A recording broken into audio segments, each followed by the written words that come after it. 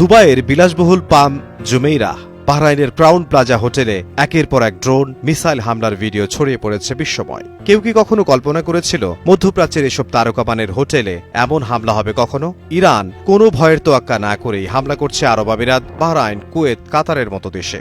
স্বাভাবিকভাবেই প্রশ্ন উঠছে, কেন নিজের প্রতিবেশী উপসাগরীয় দেশগুলোর উপর এভাবে হামলা চালাচ্ছে ইরান? এটি কি নিছকই প্রতিহিংসার বহিঃপ্রকাশ, নাকি এর পেছনে লুকিয়ে আছে গভীর কোনো কৌশলগত উদ্দেশ্য?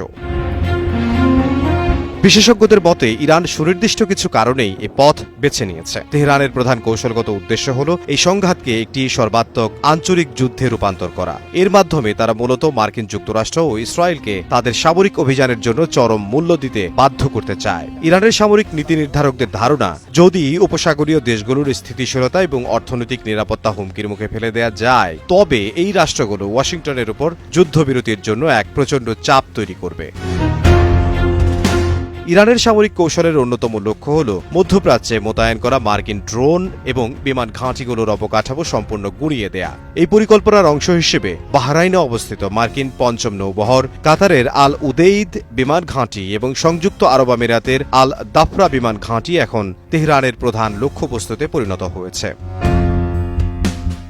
ইরানের রেভলিউশনারি গার্ডস আরব দেশগুলোর উপর হামলাকে যুদ্ধের এক নতুন ও ভয়াবহ পর্যায় হিসেবে চিহ্নিত করেছে। তারা স্পষ্টভাবে ঘোষণা দিয়েছে যে মার্কিন সৈন্য বা সামরিক সম্পদ রয়েছে এমন যে কোনো স্থাপনায় এখন ইরানের জন্য বৈধ লক্ষ্যবস্তু হিসেবে গণ্য হবে। এই ঘোষণার পর থেকেই সংযুক্ত আরব আমিরাত সহ প্রতিবেশী দেশগুলো তেহরানের প্রতিশোধমূলক সামরিক অভিযানের অন্যতম প্রধান কেন্দ্রবিন্দুতে পরিণত হয়েছে।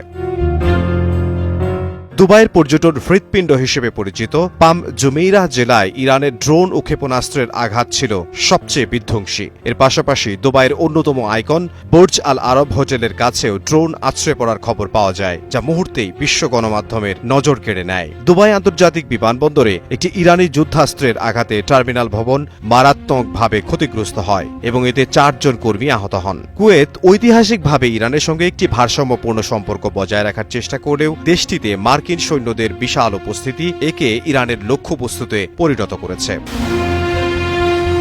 বাহরাইন ও কাতারের উপর ইরানের হামলা ছিল মূলত মার্কিন সামরিক শক্তিকে সরাসরি চ্যালেঞ্জ করার প্রয়াস। বাহরাইনের মানামায় অবস্থিত মার্কিন পঞ্চম নৌবহরের সদর দফতরে অন্তত একটি ক্ষেপণাস্ত্র আঘাত হানে, যার ফলে স্থাপনাটির অপারেশনাল সক্ষমতা সাময়িকভাবে ক্ষতিগ্রস্ত হয়। বাহরাইনের বেসামরিক এলাকায়ও ইরানের শাহেদ ড্রোন আঘাত হানে। মানামার একটি আবাসিক অ্যাপার্টমেন্ট ভবনে ড্রোন আছড়ে পড়ার ফলে অগ্নিকাণ্ডের ঘটনা ঘটে।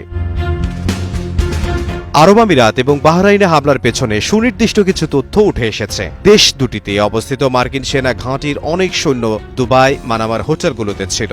এ তথ্য পৌঁছে যায় ইরানের মিসাইল ফোর্সের কাছে। স্বাভাবিকভাবেই টার্গেট হয়েছে এখানকার তারকামানের হোটেলগুলো।